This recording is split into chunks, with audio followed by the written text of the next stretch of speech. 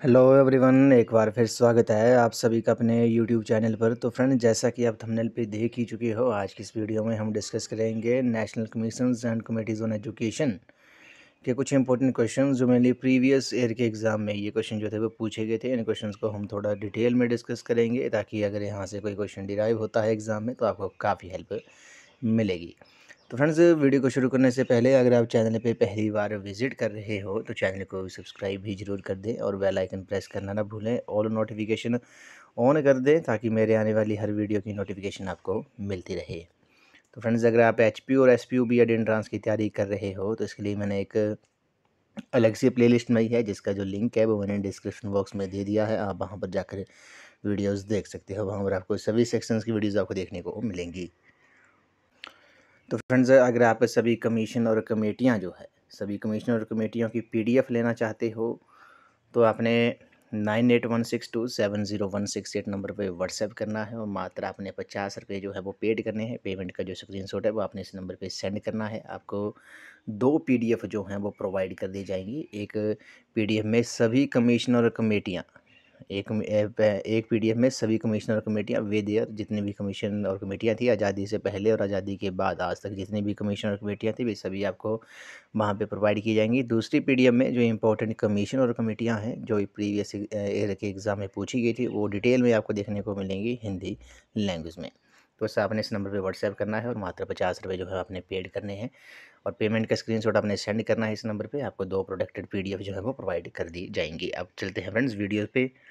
तो question number first है इस वीडियो का। क्वेश्चन नंबर फर्स्ट में बोला गया है कि the project method was advocated by, परियोजना विधि का जो समर्थन था वे किसने किया था। काफ़ी इंपॉर्टेंट क्वेश्चन है। तो प्रोजेक्ट मेथड जो था उसके उस विधि का जो समर्थन किया था वे जॉन डीवी ने किया था। ऑप्शन नंबर ए जो है इस क्वेश्चन का राइट आंसर है। The project method was advocated bye John Dewey.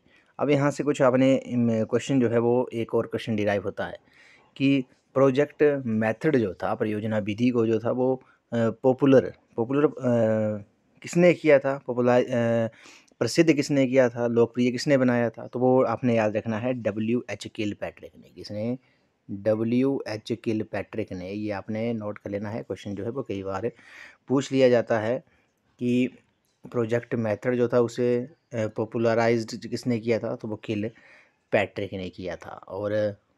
और परियोजना विधि का जो समर्थन था वो किसने किया था, वह जॉन डीवी ने किया था। ये 2 अलग क्वेश्चन है। लोकप्रिय पॉपुलराइज किसने किया था, वो WH किलपैट्रिक ने किया था। तो क्वेश्चन नंबर 91 का जो राइट आंसर होगा वह आपका ऑप्शन नंबर ए हो जाएगा। जॉन डीवी जो है इस क्वेश्चन का राइट आंसर है। नेक्स्ट क्वेश्चन पे चलते हैं। The term NIPA refers to. तो नाइपा शब्द से तात्पर्य है, अभिप्राय है। तो नाइपा की जो फुल फॉर्म है वे आपने बतानी है। The term NIPA refers to. Question number 92 का जो राइट आंसर हो जाएगा वे आपका नाइपा की जो फुल फॉर्म है वे आपकी national institute of educational planning and administration है। ऑप्शन नंबर ए इस क्वेश्चन का राइट आंसर हो जाएगा। तो नाइपा शब्द से अभिप्राय क्या है, national institute of educational planning and administration. तब नाइपा की बात कर लेते हैं। नाइपा की जो स्थापना हुई थी वे कब हुई थी, वे 1962 में हुई थी। ये आपने नोट कर लेना है। नाइपा की जो स्थापना थी वे कब हुई थी, 1962 में हुई थी।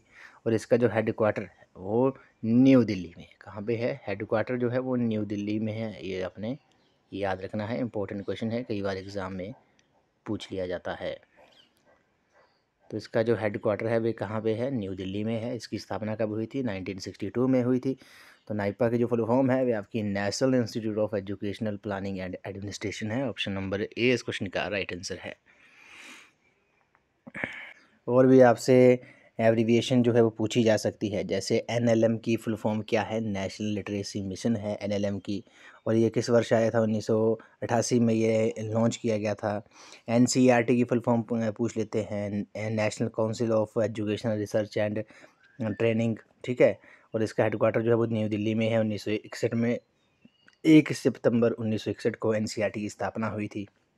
उसी तरह CBSE की central board of secondary education, cab की फुल फॉर्म होती है central advisory board of education.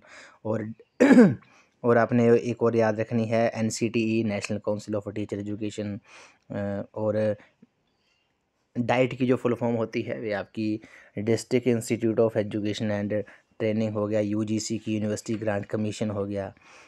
और भी हैं, जैसे यूनेस्को की फुल फॉर्म भी पूछ सकते हैं। तो United Nation Education Scientific and Cultural Organisation जो है वो आपकी यूनेस्को की फुल फॉर्म है। तो ये आपने कुछ फुल फॉर्म्स है एब्रीविएशन की, जो मैंने एक वीडियो बनाई थी उसमें मैक्सिमम जो इंपॉर्टेंट है वो हमने डिस्कस कर ली थी। अगर वो आपने नहीं देखी है तो प्लेलिस्ट में जाकर आप देख सकते हो, वहाँ पर आपको सभी एब्रीविएशन जितनी भी फुल फॉर्म्स है एजुकेशन से रिलेटेड वो आपको वहाँ देखने को मिलेंगी उस वीडियो में। अगले प्रश्न में चलते हैं। बोला गया कि Kothari commission was appointed in, तो कोठारी आयोग की जो नियुक्ति थी वह कब की गई थी? तो कोठारी कमीशन जो था वो अपॉइंट किया गया था 1964-66 में, ये आपने याद रखना है। 1964 में कोठारी आयोग की जो थी नियुक्ति की गई थी और 1966 में इसने जो थी वो अपनी रिपोर्ट जो थी वो सबमिट की थी। और कोठारी आयोग के जो अध्यक्ष थे वे कौन थे? वे श्री दौलत सिंह कोठारी थे, ये भी आपने याद रखना है। कोठारी आयोग से जो क्वेश्चन है वो एग्ज़ाम में पूछा जाता है, कई बार पहले भी पूछा गया है। अब कोठारी आयोग के बारे में थोड़ा हम डिटेल में डिस्कस कर लेते हैं। तो कोठारी आयोग को इंडियन एजुकेशन कमीशन के नाम से भी जाना जाता है, भारतीय शिक्षा आयोग के नाम से भी कोठारी आयोग को जाना जाता है, ये आपने याद रखना है। इसके बारे में थोड़ा डिटेल में डिस्कस कर लेते हैं। तो 14 जुलाई 1964 को भारत सरकार द्वारा डॉक्टर दौलत सिंह कोठारी की अध्यक्षता में भारतीय शिक्षा आयोग की नियुक्ति की गई थी, ये आपने याद रखना है। कब की गई थी? 14 जुलाई 1964 को। और आयोग ने अपना प्रतिवेदन जो था, यानी कि अपनी जो रिपोर्ट थी, वे 29 जून 1966 को सबमिट की थी, ये भी आपने याद रखना है। तो कोठारी कमीशन जो था वो अपॉइंट किया गया था 1964 में, 14 जुलाई 1964 को। 29 जून 1966 को इसने जो थी वो अपनी रिपोर्ट जो थी वो सबमिट की थी।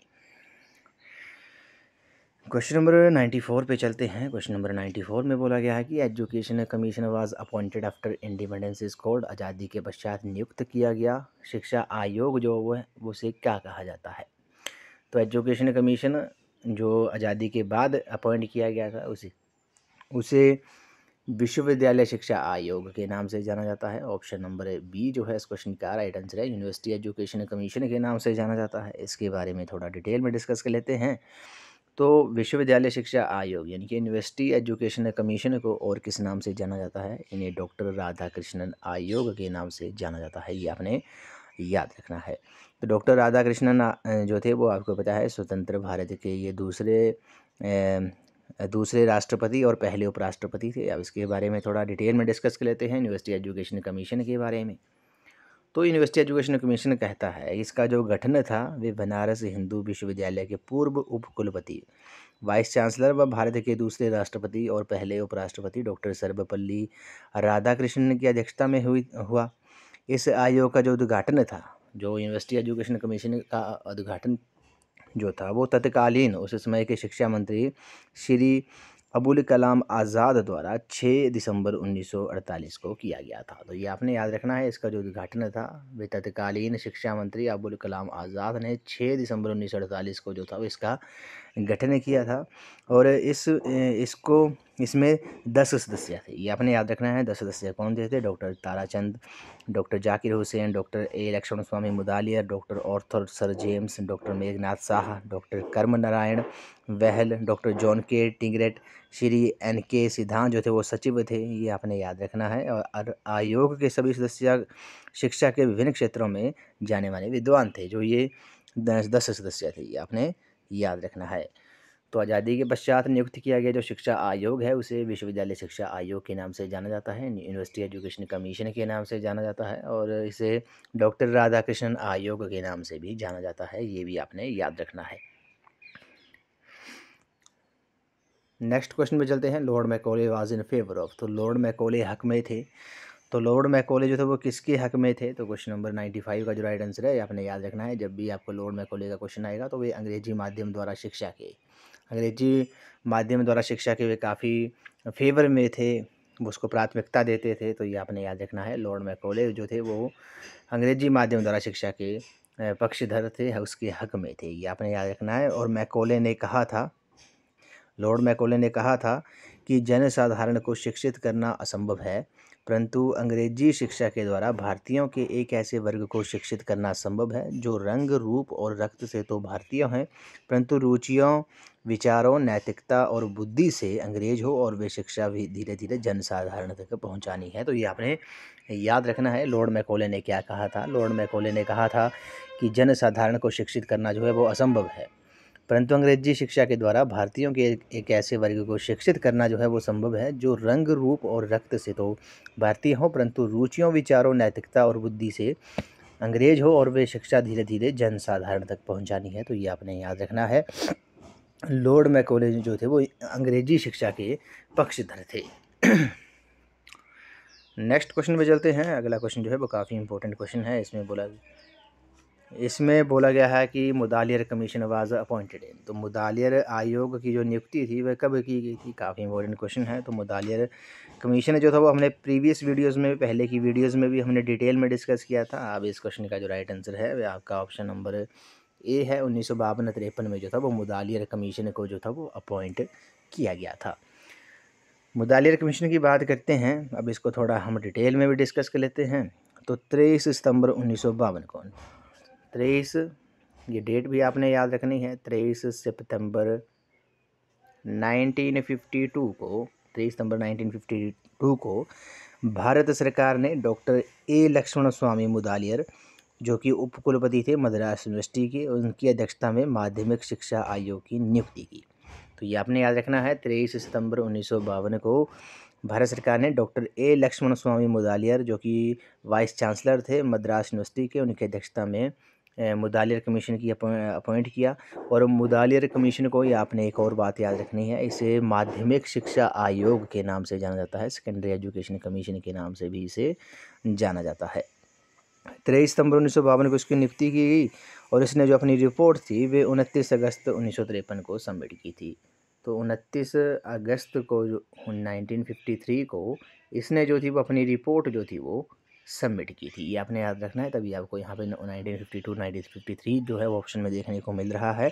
1952 3 सितंबर 1952 को इसे अपॉइंट किया गया था। 29 अगस्त 1953 को जो था वो इसने रिपोर्ट सबमिट की थी। और मुदालियर कमीशन जो था उसे माध्यमिक शिक्षा आयोग, सेकेंडरी एजुकेशन कमीशन के नाम से भी जाना जाता है। ये भी आपने याद रखना है। और इसने कुछ रिकमेंडेशन दी थी, जैसे माध्यमिक शिक्षा की अवधि जो है वो 11 से 17 वर्ष की आयु तथा 7 वर्ष की होनी चाहिए। 2 स्तरों में बांटा जाना चाहिए।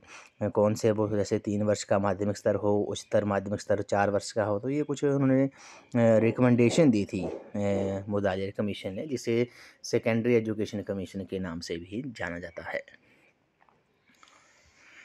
क्वेश्चन नंबर 97 पे चलते हैं। विच institution has maximum control over education. तो किस संस्था का शिक्षा पर सबसे अधिक नियंत्रण होता है? तो इस क्वेश्चन का जो राइट आंसर है वह आपका ऑप्शन नंबर बी है। राज्य जो है, स्टेट जो है इस क्वेश्चन का राइट आंसर है। राज्य का शिक्षा पर जो है वो सबसे अधिक जो है वो नियंत्रण होता है। ये आपने याद रखना है। Option number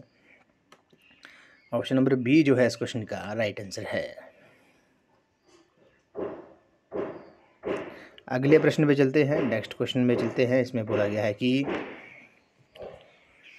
actual name of Kothari commission. तो एक्चुअल कोठारी आयोग का जो असली नाम है वे क्या है? ये क्वेश्चन भी कई बार एग्जाम में पूछा गया है। अभी हमने डिस्कस किया कोठारी कमीशन के बारे में। तो कोठारी कमीशन को और किस नाम से जाना जाता है? इसे एजुकेशन कमीशन, शिक्षा आयोग के नाम से भी इसे जाना जाता है। ऑप्शन नंबर ए जो है इस क्वेश्चन का राइट आंसर है। तो कोठारी कमीशन जो था उसे इंडियन एजुकेशन कमीशन, ये भी आपने याद रखना है। ये पूरा जो है वो आपका इंडियन एजुकेशन कमीशन के नाम से जो है वो इसे जाना जाता है। और इसकी जो नियुक्ति थी अभी हमने डिस्कस की, कब की गई थी? कोठारी कमीशन की जो नियुक्ति थी वो 14 जुलाई 1964 को की गई थी। और 29 जून 1966 को जो थी इसने अपनी रिपोर्ट जो थी वो सबमिट की थी। इसके जो चेयरमैन थे वो दौलत सिंह कोठारी थे, DS कोठारी थे। नेक्स्ट क्वेश्चन पे चलते हैं। The report of Barda scheme was published in. तो बरदा योजना की जो रिपोर्ट थी वे प्रकाशित की गई थी। काफ़ी इंपॉर्टेंट क्वेश्चन है। तो कब की गई थी? क्वेश्चन नंबर 99 का जो राइट आंसर है वह आपका ऑप्शन नंबर सही है। 1938 में, मार्च 1938 में बरदा स्कीम की जो रिपोर्ट थी वे जो थी वो पब्लिश की गई थी। ऑप्शन नंबर सी जो है इस क्वेश्चन का राइट आंसर है। बरदा स्कीम की जो रिपोर्ट थी वे सब कब प्रस्तुत की गई थी? वे प्रकाशित की गई थी 1938 में जो थी वो बरदा स्कीम की रिपोर्ट जो थी वो प्रकाशित की गई थी। क्वेश्चन नंबर 100 पे चलते हैं। इसमें बोला गया कि the university created by Sandler commission is, तो सैंडलर आयोग द्वारा गठित किया गया जो विश्वविद्यालय है वे कौन सा है। तो फ्रेंड्स इस क्वेश्चन में मुझे डाउट है, वैसे तो आई थिंक इस क्वेश्चन का जो राइट आंसर है वे आपका ऑल ऑफ द अबव होगा, उपरोक्त सभी होगा, लेकिन कन्फर्म नहीं है। सैंडलर कमीशन जो था वो 1917 में अपॉइंट किया गया था और इसे कलकत्ता विश्वविद्यालय आयोग के नाम से भी जाना जाता है, ये भी आपने याद रखना है। 14 सितंबर 1917 को 14 सितंबर 1917 को इसकी जो नियुक्ति थी वो की गई थी और इसे सैंडलर आयोग को कलकत्ता यूनिवर्सिटी कमीशन, कलकत्ता विश्वविद्यालय आयोग के नाम से भी जाना जाता है। इसकी जो नियुक्ति थी वो भारत सरकार द्वारा लीड विश्वविद्यालय के उपकुलपति माइकल सैंडलर की अध्यक्षता में की गई थी। सर आशुतोष मुखर्जी, डॉक्टर जियाउद्दीन अहमद और प्रोफेसर रामसे मयूर जो थे वो भारतीय सदस्य थे इस कमीशन के। फ्रेंड्स इस क्वेश्चन का जो मुझे आंसर है I think all of the above होगा। आगरा यूनिवर्सिटी, मैसूर यूनिवर्सिटी और पटना यूनिवर्सिटी जो है वो सैंडलर आयोग द्वारा गठित की गई यूनिवर्सिटीज़ थी, लेकिन जैसे ही मुझे मैं कन्फर्म करके आपको कमेंट सेक्शन में आंसर इसका बता दूंगा और आंसर को पिन कर दूंगा। तो अगर आपको इसका आंसर पता है तो आप कमेंट सेक्शन में ज़रूर बताएं। क्वेश्चन नंबर 101 पे चलते हैं। The major principle of basic education is, तो प्रारंभिक शिक्षा का जो मुख्य सिद्धांत है वे क्या है। द मेजर प्रिंसिपल जो है बेसिक एजुकेशन का वे क्या है। क्वेश्चन नंबर 101 का जो राइट आंसर होगा वे आपका ऑप्शन नंबर सी है, क्रियाकलाप द्वारा सीखना, लर्निंग थ्रू एक्टिविटी जो है इस क्वेश्चन का राइट आंसर है। प्रारंभिक शिक्षा का जो मुख्य सिद्धांत है वे क्रियाकलाप द्वारा, लर्निंग थ्रू एक्टिविटी जो है इस क्वेश्चन का राइट आंसर है। 102 पे चलते हैं। एनसीटी वाज एस्टेब्लिश्ड इन, तो एनसीटी की जो स्थापना थी वे कब की गई थी। तो एनसीटी की जो स्थापना थी वो आपकी की गई थी 1995 में। ऑप्शन नंबर बी इस क्वेश्चन का राइट आंसर है। एनसीटी की जो फुल फॉर्म है वो आपकी national council of teacher education है। हमने ये पहले भी डिस्कस किया है। फुल फॉर्म्स वाली वीडियोस अगर आपने नहीं देखी हैं एब्रीविएशन वाली तो वो आप प्लेलिस्ट में जाकर जरूर देख सकते हो। तो फ्रेंड्स अगर आप सभी कमीशन और कमेटियाँ जो है सभी उसकी PDF चाहते हो, या तो आपने 9816270168 नंबर पे आपने व्हाट्सएप करना है। मात्र आपने 50 रुपये जो हैं वो पेड करने हैं और पेमेंट का जो स्क्रीनशॉट है वे आपने इस नंबर पे सेंड करना है और आपको 2 प्रोटेक्टेड PDF जो है प्रोवाइड कर दी जाएंगी। एक PDF में आपको सभी कमीशन और कमेटियाँ विद ईयर कौन सी कमेटी किस वर्ष आई थी, और दूसरी PDF में जो इंपॉर्टेंट कमीशन और कमेटियाँ हैं वो आपको डिटेल में हिंदी लैंग्वेज में डिटेल में देखने को मिलेंगी। इजी लैंग्वेज में होगा। तो बस आपने इस नंबर पे व्हाट्सएप करना है, 50 रुपये आपने पेड करने हैं और पेमेंट का जो स्क्रीनशॉट है वो आपने इस नंबर पे सेंड करना है। नेक्स्ट क्वेश्चन पे चलते हैं। The major contribution of secondary education commission is, तो माध्यमिक शिक्षा आयोग का मुख्य योगदान है। तो माध्यमिक शिक्षा आयोग का जो मुख्य योगदान है वे क्या है। तो इस क्वेश्चन का जो राइट आंसर है वे आपका ऑप्शन नंबर ए हो जाएगा। शिक्षा का व्यवसायीकरण हो गया, वोकेशनलाइजेशन ऑफ एजुकेशन जो है इस क्वेश्चन का राइट आंसर है। तो सेकेंडरी एजुकेशन कमीशन को किस नाम से जाना जाता है और हमने डिस्कस किया भी, इसे मुदालिर आयोग के नाम से, मुदालिर कमीशन के नाम से भी जाना जाता है। 1952 में इसकी नियुक्ति हुई थी। 1953 में इसने रिपोर्ट जो थी वो सबमिट की थी। अगले प्रश्न पे चलते हैं। क्वेश्चन नंबर 104 पे चलते हैं। ऑपरेशन ब्लैक बोर्ड जो था वो उसका मतलब क्या था। तो ऑपरेशन ब्लैक बोर्ड से अभिप्राय क्या है। तो ऑपरेशन ब्लैक बोर्ड जो था वो आपको पता है ये विद्यार्थियों की न्यूनतम आवश्यकताओं को पूरा करना जो था इसका मतलब था। Fulfilling minimum needs of students जो है इस क्वेश्चन का करेक्ट आंसर है। क्वेश्चन नंबर 105 पे चलते हैं। Government of India established university grant commission on, तो भारत सरकार ने विश्वविद्यालय शिक्षा आयोग की जो स्थापना थी वे कब की थी। तो क्वेश्चन नंबर 105 का जो राइट आंसर है वे आपका ऑप्शन नंबर डी है। ऑप्शन नंबर डी जो है इस क्वेश्चन का राइट आंसर है। 18 जुलाई 1949 को भारत सरकार द्वारा यूनिवर्सिटी ग्रांट कमीशन जो था UGC जो था वो उसकी स्थापना की गई थी। ऑप्शन नंबर डी इस क्वेश्चन का करेक्ट आंसर है।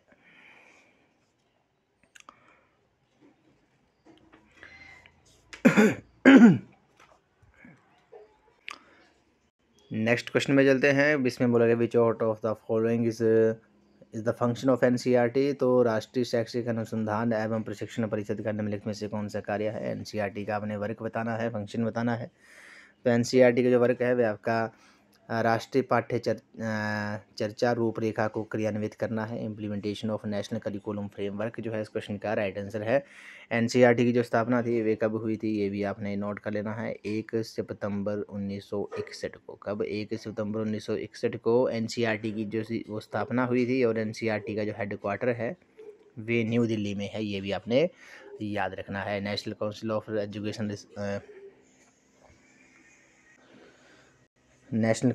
एजुकेशन रिसर्च एंड ट्रेनिंग जो है वो आपकी एनसीईआरटी की फुल फॉर्म है। एनसीटी की national council of teacher education.